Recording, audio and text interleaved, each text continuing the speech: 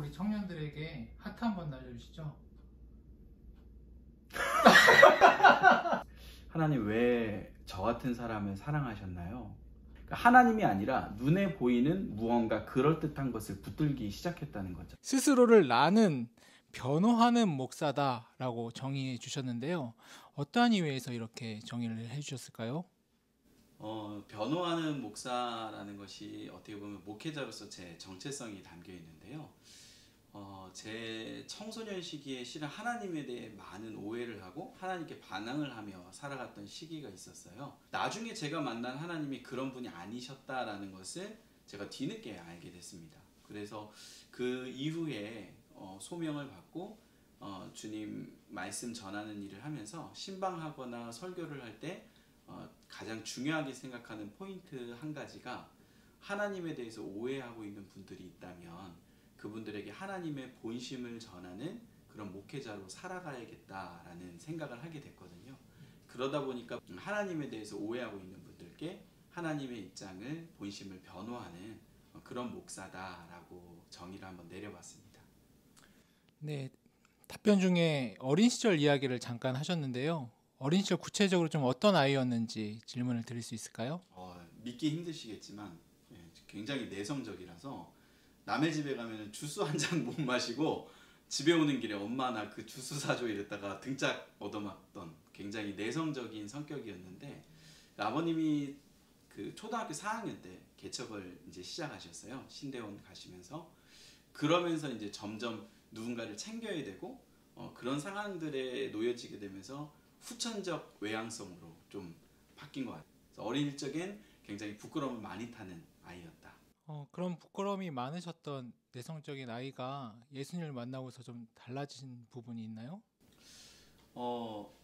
좀 굴곡이 많이 있었어요. 그러니까 초등학교, 중학교 때까지 굉장히 그 FM, 바른생활, 반장, 막 선도부 이런 걸 했어요. 그래서 우리 교회도 제 중학교 때 같은 반 친구가 우리 교회 지금 다니거든요. 그래서 여기 있냐. 근데 다행히 고등학교 친구가 아니라서 제가 감사하게 생각하는데 고등학교 때는 이제 중학교 때 한번 학교 폭력을 당하고 제가 그때부터 하나님에 대한 반항이 시작됐거든요. 내가 이렇게 열심히 바르게 살았는데 지켜주지 못하는 하나님이라면 내가 도대체 믿을 필요가 뭐가 있을까? 그러면서 대학교 1학년 때 이제 예수님을 만나고 나서 그 다음에 이제 완전히 또 다시 바뀌었죠. 왜 내가 이렇게 하나님 안에서 신앙 안에 살아야 되는지에 대한 답을 좀 찾게 된 것 같아요.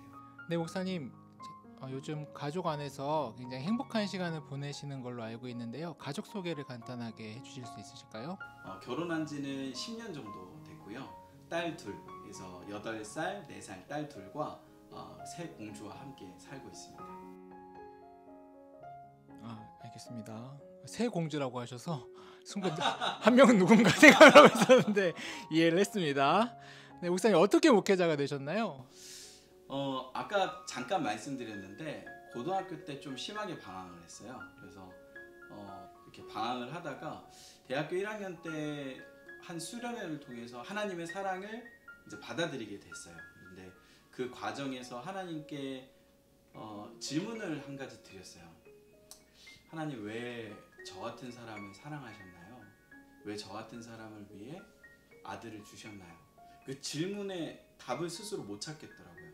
왜냐면 제가 고등학교 때 방황했던 시간들을 볼 때 하나님께 영광이 될 만한 행동을 한 적이 없었거든요. 그런데 하나님께서 기도하는 중에 제 마음속에 너를 사랑하기 때문이다 라는 마음의 감동을 주시더라고요. 그래서 그러면 하나님 세상에 하나님 사랑을 알지 못하거나 오해하고 살아가는 사람들이 참 많은데 그 사람들에게 하나님의 마음을 좀 전하는 목회자로 살겠습니다 라고 서원을 좀 하면서 그러면서 목회자의 길을 걷게 된 것 같아요. 목사님 개인 그리고 또 가정에 대한 기도 제목이 있다면 나눠주시면 함께 기도하도록 하겠습니다. 네, 그 개인과 가정 기도 제목은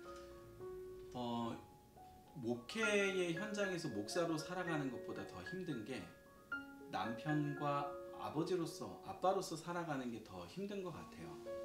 그래서 가정에서 하나님의 나라를 읽어간다는 거에 대해서 많이 도전받고 있거든요. 내가 좋은 아빠가 좋은 남편이 되는 걸 떠나서 우리 가정에서 어떻게 하면 하나님의 나라를 세워갈 수 있을까. 근데 잘 놓치고 살아갈 때가 많은 것 같아요. 그래서 올해의 기도 제목은 우리 가정에서부터 먼저 하나님의 나라를 세워가고 하나님 말씀 안에서 세워지는 가정이 되보자, 이런 다짐과 고백을 하고 있는데 그거 위해서 함께 기도해 주시면 좋겠습니다.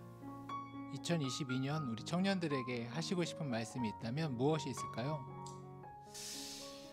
2년 동안 우리 청년들 참 많은 기회들이 단절되고 또 세상과 단절되고 또 많은 변화가 있었던 시기인 것 같아요. 그래서 뻔하게 힘내라, 버텨라 라는 얘기도 해줄 수 있겠지만 제일 해드리고 싶은 말씀은 실은 나의 초점을 한번 다시 확인해봐라 라고 말씀드리고 싶어요.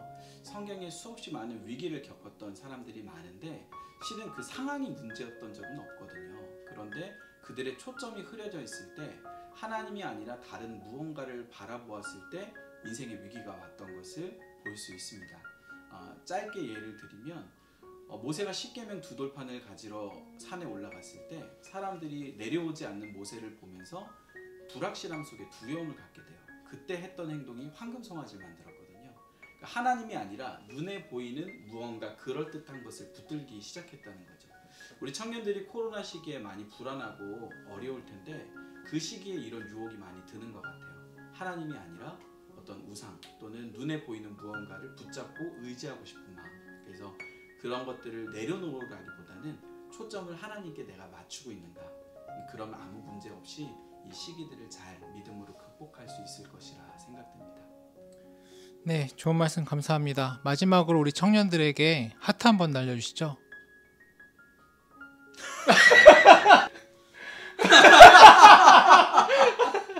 감사합니다. 사랑합니다.